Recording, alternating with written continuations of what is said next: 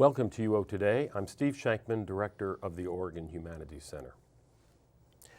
Our guest today is Richard Taruskin, the 2007-2008 Kritickos Professor in the Humanities. Richard Taruskin earned his BA and PhD at Columbia. He taught there until 1986, when he joined the faculty at the University of California, Berkeley. He is a music critic, a performer, and conductor of early music, and a prolific scholar who not only writes reviews for the New York Times and the New Republic, but is also the author. Isn't that? Are you the only author of the? Afraid so. Wow, what an achievement! The single author of the 6-volume Oxford History of Western Music, published in 2005, as well as 6 other books. His research includes 15th century music, Russian music, Stravinsky, analytical methods, and the theory of performance practice. He is also known as a man who speaks his mind, hence our Kritickos Lecturer. And the topic of his lecture is, Did Somebody Say Censorship?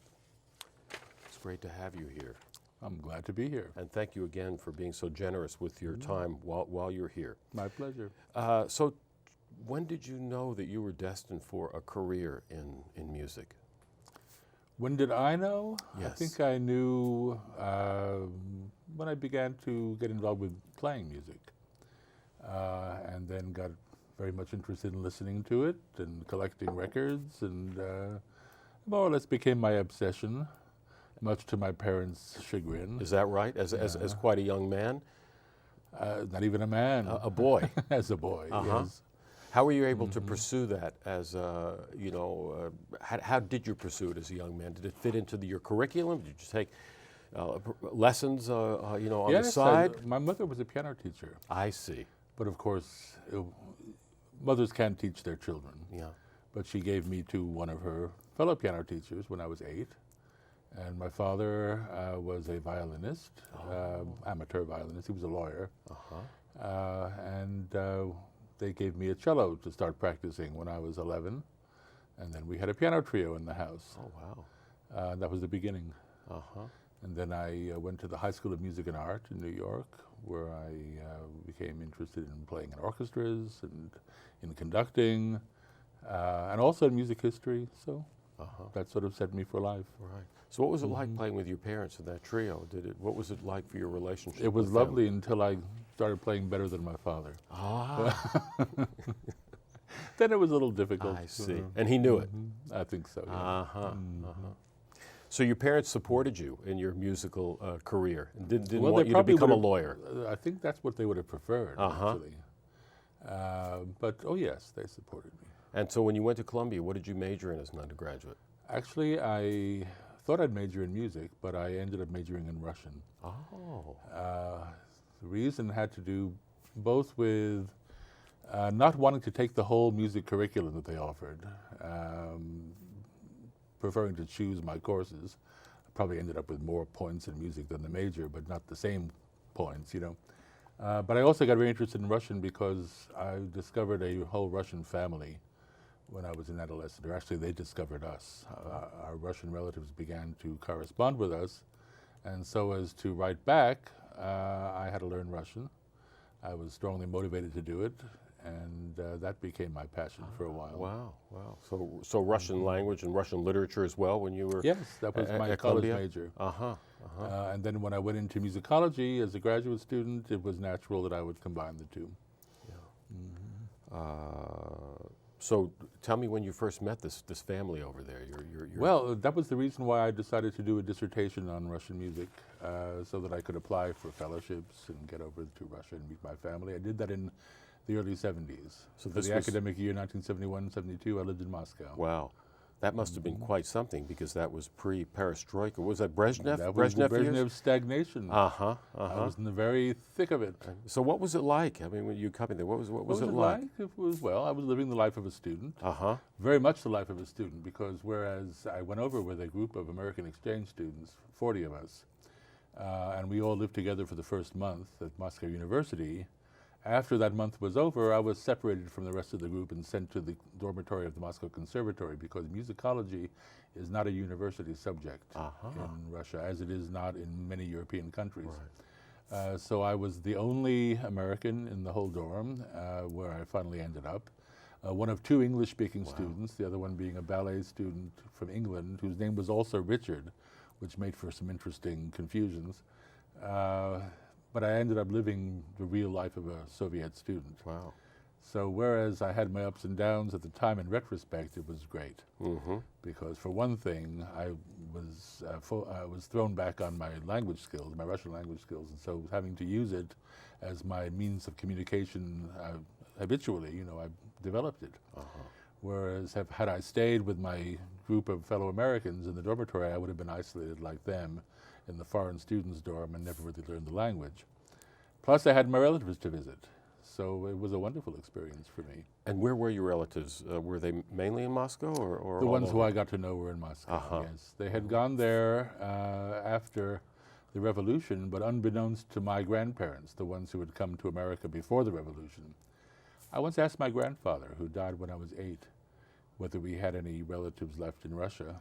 And he categorically answered no, because in the parts of Russia where the family lived, which is to say the parts of Russia where Jews could live, the Pale of Settlement, those were exactly the parts of Russia that had been occupied by the Germans during the war. So my grandfather's assumption was that all relatives who had been left behind were now dead. Turns out, though, that they had gone after the revolution to Moscow, where many of them had prospered. Not all. But one of them, actually, who was a synagogue officer in Moscow, met a visiting American rabbi who turned out to have his half-brother in his congregation.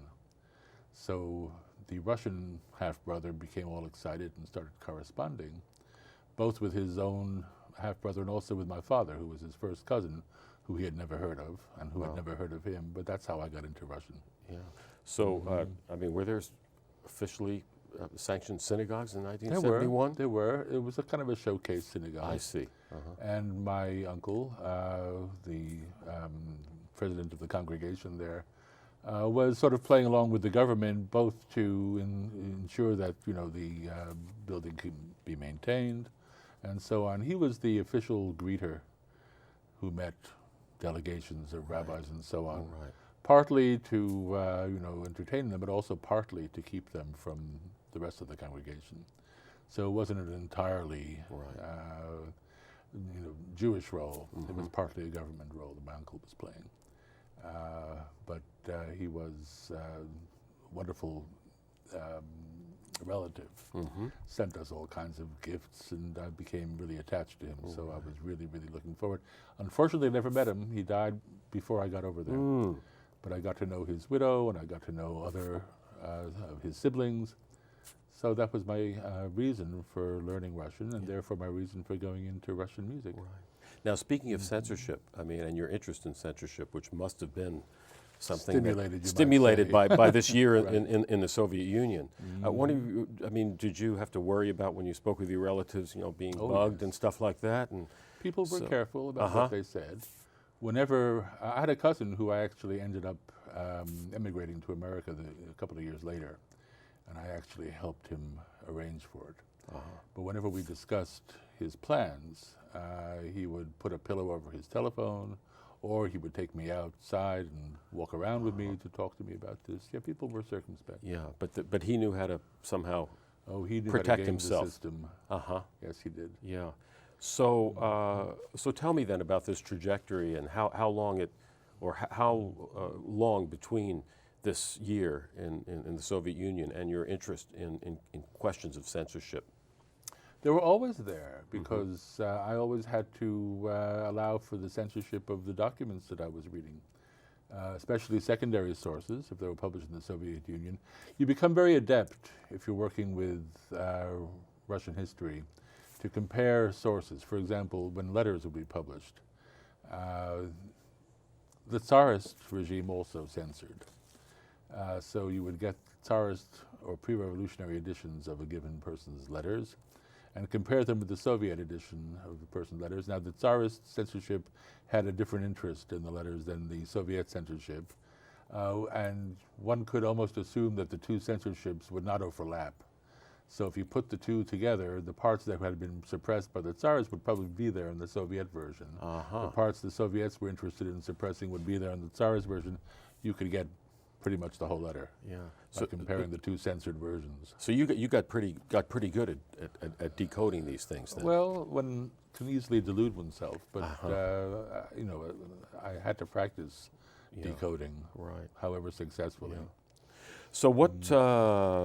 Tell me about your interest in Russian music. What periods? What composers? Well, I went over there to research Russian opera in the 1860s. I focused on that, I suppose, because it was the one area where there were composers whose works I didn't know. There were some opera composers in the 1860s whose works didn't stay in repertoire, who were not on records, and so they became interesting to me. I'm sure they're not at all interesting to your audience, but for the record, their names were Alexander Serov and César Cui, the name is known of César Cui because he was one of the members of the so-called Mighty Five. So although nobody's ever heard a note of his music, everybody knows his name because he gets listed in every textbook. Those were among the composers I was researching. Alexander Darkomishky. I was filling gaps in the well-known story of Russian music. So did any of these composers make it into the Oxford history of Western music? Yes. Oh yes. Serov's pictures in it. Right. So without you, he wouldn't be there. I suppose not. So Serov owes me something. So you've worked on so many different aspects in music: performance, history, analysis, criticism. Do you feel more drawn to one area than the next, or is it all one sort of thing for you? Well, it's all one in a sense, but one can't do everything at once. And my life actually has gone through phases. I was very active in performance. Until 1987, when I moved from New York to California to join the faculty at Berkeley. And I never actually decided to stop performing, but had I wanted to continue, I would have had to make a whole new set of playing contacts. And I would have had to start organizing a whole new chorus to conduct. These were the things I'd done in New York. And at the same time, I was starting up a family and a new job. And the writing began to burgeon in a way I'd never predicted. So without ever having to decide to stop, it sort of stopped itself, that side of things. And the writing took over completely. Right. So we were speaking before that you were doing a Baroque performance, you were Baroque performance and Renaissance music too. My course sang Renaissance music. On the viola da gamba, I played Baroque music. We were talking earlier today about my having appeared with Helmut Rilling in Bach's Passions. Yes. He who conducts the Oregon Bach Festival. Right. So that was the kind of music that I was playing in public before I moved. Right. And that was of course post Russia. Post Russia. Yeah. So I was maintaining Russian music alongside these other things. It was always my academic specialty. Right. And you said your writing was burgeoning at this time. So what were you writing about as your performance through practice? Some fortunate acquaintances, I got to know a man named James Oestreich, who in the early 1980s started a magazine called Opus. I don't know if you remember it. It didn't last very long. It lasted from 1983 to 1988. But it filled a wonderful niche. This was a magazine that was sort of just between the fan mags, and the record collector magazines and the professional musicological literature. You had to write non-technically, but you could write at great length for Jim Oestreich. And so I began writing for him in 1984. Then the magazine folded in 1988, and he went off to become the program annotator for the Cleveland Orchestra. But a year later, he resurfaced in New York as the editor of the Sunday music page of the New York Times.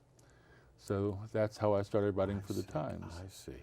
And through another set of fortuitous acquaintances, I began to write for Leon Wieseltier, the literary editor of the New Republic. So those have been my two public forums. Right. So tell me, how usual or unusual is it for a professor of music to be writing in these more public venues? Much too unusual. I try to encourage colleagues and students to join me in this. Mm-hmm. With some success. I'm glad that some of my students have also appeared in these same venues. I think it's important for scholars to put their expertise at the service of general readers, and to stimulate interest in music, especially classical music, where interest is flagging a bit, it seems to me. Right. So one of the ways you can stimulate interest is by stimulating controversy. And so issues like censorship become very attractive, as things to think about, things to write about. So let's talk about censorship a bit. Who are the people who have altered music, and kind of what motivated them, just in general? I see people who had gotten in there and messed up pieces of music. Well, all kinds of motivations. Political is obviously one of them. Prudery is another motive for altering works of art. And one of the main sites of controversy is merely the question, what does actually constitute censorship? The biggest controversy I ever got involved with as a public writer about music had to do with the opera by John Adams, The Death of Klinghoffer. There was a scheduled performance of several choruses from this opera which depicts the murder of Leon Klinghoffer, who in 1985 was a tourist on a cruise ship called the Achille Lauro in the Mediterranean, which was taken over by Palestinian hijackers, and he was murdered. And this became the subject of the opera. Because it depicted an act of terrorism by Muslim extremists, it was thought after the September 11th terrorist attacks in 2001 not appropriate for the Boston Symphony to be performing choruses from this opera while everybody was mourning for the victims of 9/11. So they canceled the performances, and they were much criticized for having censored this opera or censored the composer. I intervened to defend them because I thought that it didn't really amount to censorship if the reason was to spare the hurt feelings or to spare the actual grief, that people might experience, including, as it later turned out, one member of the chorus, of the Boston Symphony Chorus, who had lost a loved one on that day. So the chorus actually had asked to be relieved of the onus of performing it. Anyway, I was then the target of abuse for having intervened to censor a work of art. And so I began to look at this whole issue. Why is art considered to be exempt from political or social critique?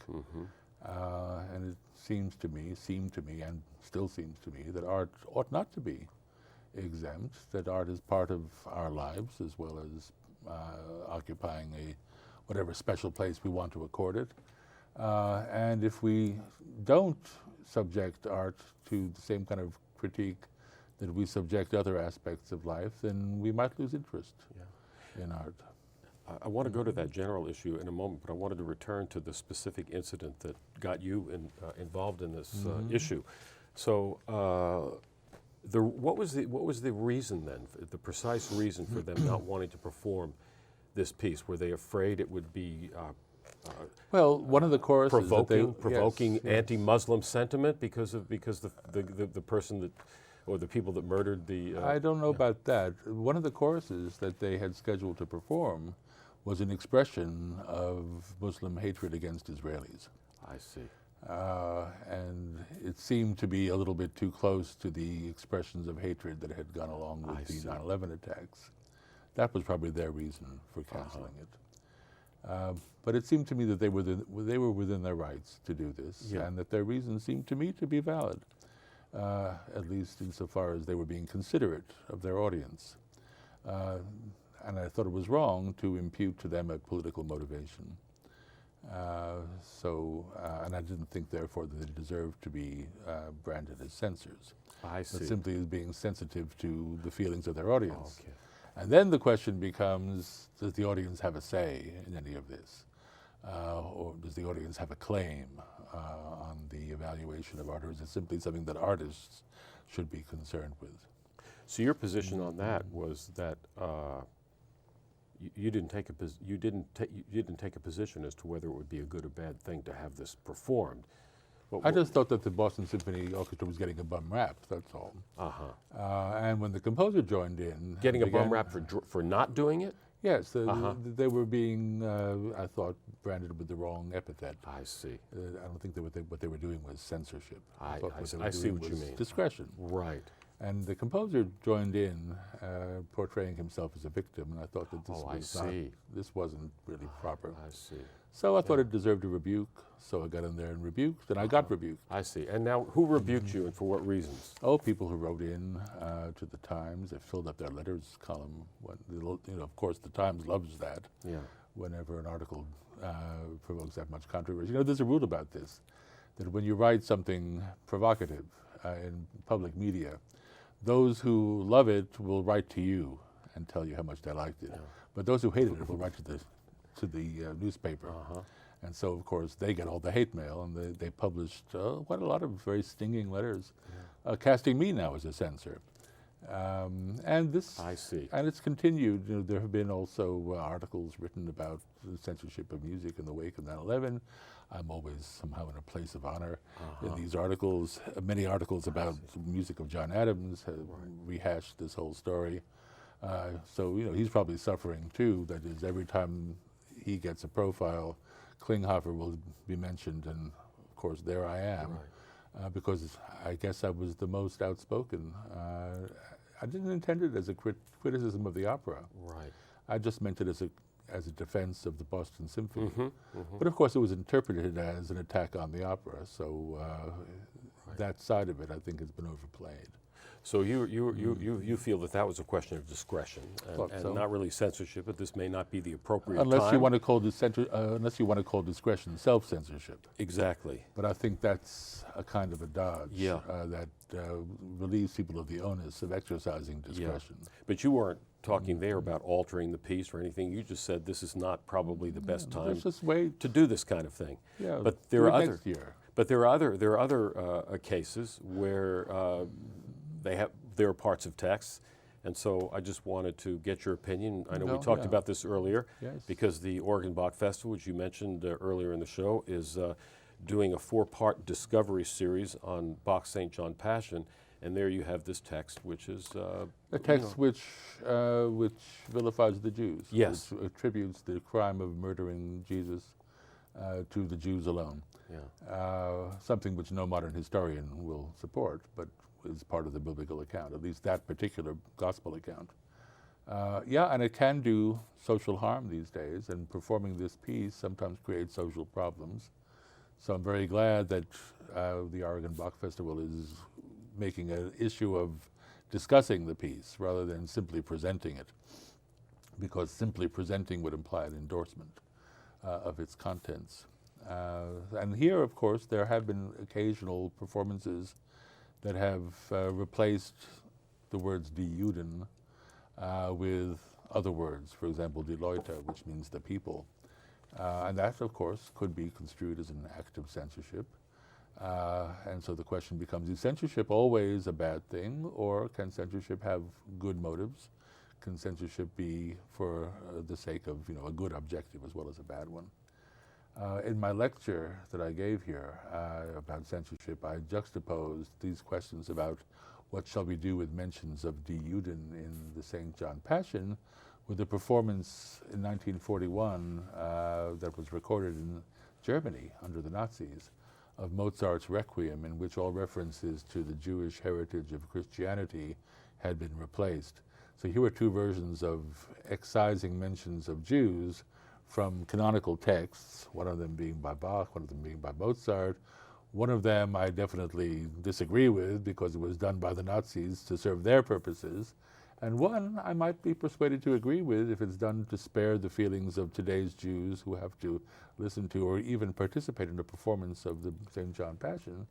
So what I end up with is a position that would be, I suppose, classified as situational ethics. That is, the act of censorship is not in itself a good or a bad thing, but the motives that inspire it and the aims that it achieves are what should be evaluated, not the act itself.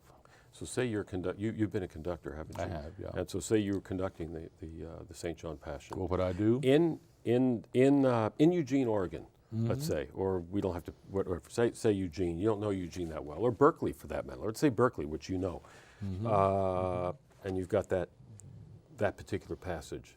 So tell me what your artistic choice would be. The ideal for me would be to perform it as it was written, but also discuss the issue.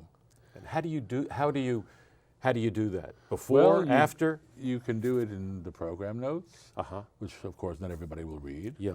Or you can do it in a pre-concert lecture, which of course not everybody will attend. Or you could do it in some kind of a symposium, a parallel event, which again not everybody will go to. Right. So there'll always be some people who might possibly misconstrue your purpose. But it seems to me that if you have faced up to the issue and raised it as an issue, then I think you've discharged your educational duty. Of course, if on top of that you felt, just to be on the safe side, not to wound anybody's feelings, you wanted to make a substitution, I wouldn't be against it. As long as that too was discussed. I see. And not simply done underhandedly and silently, a la Dr. Baudelaire, you know. Right. So Baudelarization is not a good thing, but an explicit act of censorship, I think, is defensible. So you could just change the score or the libretto, and anything that furthers discussion is good. Anything that silences discussion or that hides the issue through silent meddling, you know, is bad. Yeah. That's my feeling. Yeah. So in the just really the minute we have left, could you just reflect on this issue in relation to what you've been talking about as the sort of decline in interest in classical music in the United States? Well, the worst thing you can do is not give any respect to those who raise the issue. If someone says, you know, this text is something that might be doing harm, to perpetuate the idea that the Jews killed Christ might, you know, further or support anti-Semitic ideas. And then you answer this by saying, but this is a great work of art, hands off, or this is art, so shut up. This not only inspires resentment, but it might make people feel that art is no longer relevant to today's world, and will tend to, you know, depress the level of interest in it. Well, thank you for that eloquent summary of your position. Thanks very much for being with us. Thank you for having me.